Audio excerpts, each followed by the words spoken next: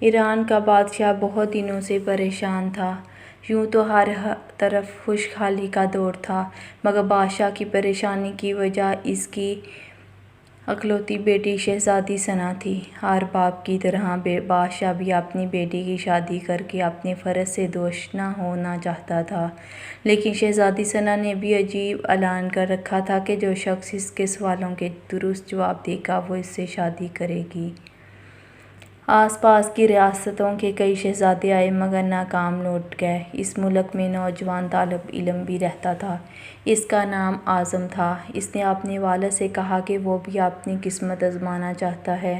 اعظم کے والد استاد تھے اور کئی برسوں سے لوگوں میں علم کی روشنی بانٹ رہے تھے۔ ملک فارس کا وزیر اعظم، بڑے بڑے درباری اور شہر کا قاضی بھی ان کا شاگرد تھا۔ بادشاہ نے بیٹے کی خواہش دیکھی تو بولے، بیٹا اگر ناکام لوٹا تو تیرا کچھ نہیں جائے گا۔ لوگ کیا کہیں گے کہ ایک استاد کا بیٹا ناکام ہو گیا۔ اعظم اپنے باپ سے کہنے لگا، بابا بڑے بڑے شہزادے لوٹ گئے، اگر میں بھی ناکام ہو گیا تو کیا ہوا؟ یہ تو مقابلہ ہے، جو بھی جیت لے، اور شاید وہ خوش نصیب بھی میں ہی ہوں۔ آخر باپ کو بیٹے کی ضد ماننی پڑی۔ اعظم خوشی خوشی محل کی طرف جا پڑا۔ شہر میں یہ خبر جنگل کی آگ کی طرح پھیل گئی کہ ایک عالم کا بیٹا قسمت آزمانے محل میں چلا آیا ہے۔ مقررہ وقت پر محل لوگوں سے کچ کچ پڑنے لگا۔ بادشاہ تخت پر بیٹھا ہوا تھا، ملکہ عالیہ بھی محل میں موجود تھی۔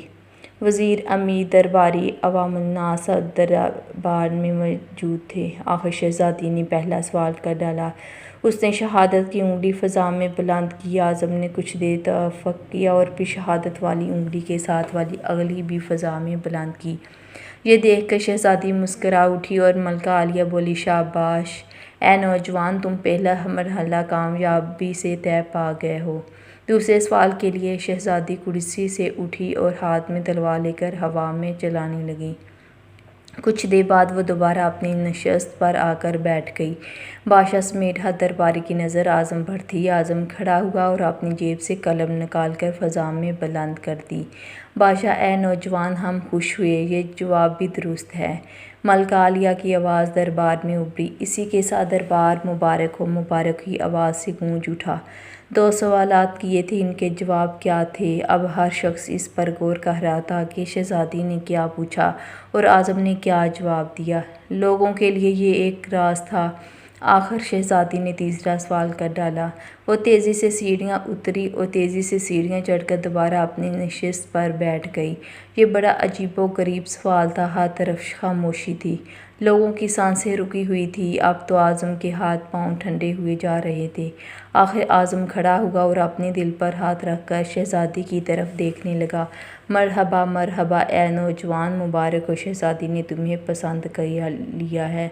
ملکہ عالیہ کی آواز کے ساتھ ہی شہزادی ثنا شرما کر محل کے اندرونی حصے میں چلی گئی اور محل مبارکباد کی آواز سے گونج اٹھا۔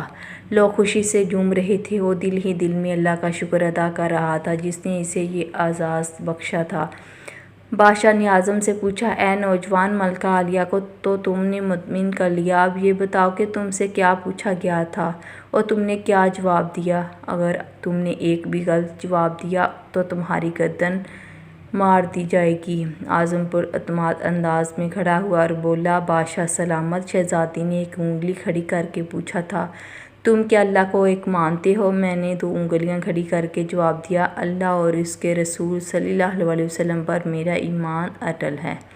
بہت خوب، ہم خوش ہوئے، بادشاہ نے مسکرا کر کہا۔ اعظم بولا، اس کے بعد شہزادی نے تلوار چلا کر پوچھا تھا کہ اس سے بڑا کوئی ہتھیار ہے؟ میں نے جواب دیا، ہاں، قلم کا وار تلوار کے وار سے بھی زیادہ کارگر ہوتا ہے۔ ماشاءاللہ ماشاءاللہ نوجوان، تم نے ہمارا دل جیت لیا، ماشاءاللہ، تم نے ثابت کر دیا کہ جاہ و جلال و دولت و حشمت کی علم کے سامنے کوئی حیثیت نہیں۔ لیکن تیسرا سوال کا جواب؟ بادشاہ نے حوصلہ افزائی کرتے ہوئے پوچھا۔ اعظم نے آسمان کی طرف دیکھا اور کہنے لگا، بادشاہ، شہزادی دربار کی سیڑھیاں اتری اور چڑھی، کرسی پر تھک کر بیٹھ گئی۔ انہوں نے پوچھا تھا کہ میں تھک چکی ہوں، لیکن میرے جسم کی ایک چیز نہیں تھکی۔ میں نے جواب دیا، دل، یہ پیدائش سے لے کر موت تک بغیر تھکے دھڑکتا رہتا ہے۔ بادشاہ نے اعظم کو جواب سن کر پاس بلا کر گلے سے لگا لیا اور کہا، اے لوگو، گواہ رہنا، میں نے حق ادا کا حق ادا کر دیا۔